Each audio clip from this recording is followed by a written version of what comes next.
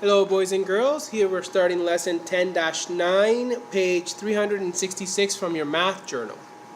Let's read together. Right at the top, right here everyone. Your class just measured the area and radius of many circles and found that the ratio of the area to the square of the radius is about 3, or what we like to call 3.14 pi. This was no coincidence. Mathematicians proved long ago that the ratio of the area of a circle to the square of its radius is always equal to pi. This can be written as area divided by radius squared equals pi.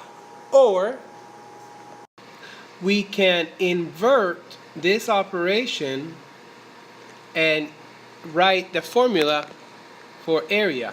Simply, we take the radius square and we invert the operation by bringing it over to this side. Okay, and on this side it's division, right? It's area divided by radius square. So if it's division on this side, it must be the opposite on this side. What is the opposite of division? Multiplication. So really it becomes, take it from here, place it here, and it becomes times radius square, right? Or you can see it down here. Area equals pi times radius squared. Now that we know that, let's do questions 1 to 3. Question 1. What is the radius of the circle in the math message on journal page 364? Let's look at page 364. So here we're back on page 364 and we are asked what the radius is. Remember, it's this answer right here. Our radius is 4 centimeters. Remember that it is half of the diameter. Half. Or you can find the middle of the circle and work your way outward. Okay, and you can count that it's 1, 2, 3, 4 centimeters. Okay, let's go back to page 366. Again, number 1, what is the radius of the circle in the math message on journal page 364? We know that our answer is 4 centimeters. Question 2, use the formula above to calculate the area of that circle. Okay, so replace the variable here, boys and girls. Replace radius with 4.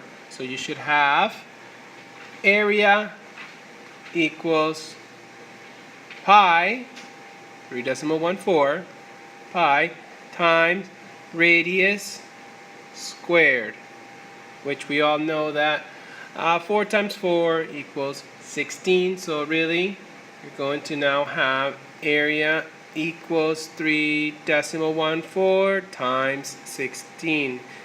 Go ahead and solve that, figure that out either by multiplying it on paper or using your calculators. Number 3, is the area you found by counting square centimeters more or less than the area you found by using the formula? Well, of course it is, boys and girls. We did not count squares. Okay, we are beyond that. So, of course, it's a big fat yes. How much more or less? Ignore that. Use the formula to find the areas of the circles you traced on Math Masters. Now, we're not going to use Math Masters because we do not want to make photocopies of the Math Masters. So I suggest you find 3, use the formula to find the areas.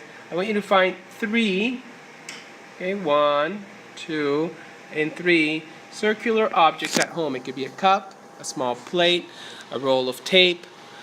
You can go ahead and figure it out and then simply measure it, find the diameter, divide it by 2 so you get the radius, and use the formula to solve the area of each of those items.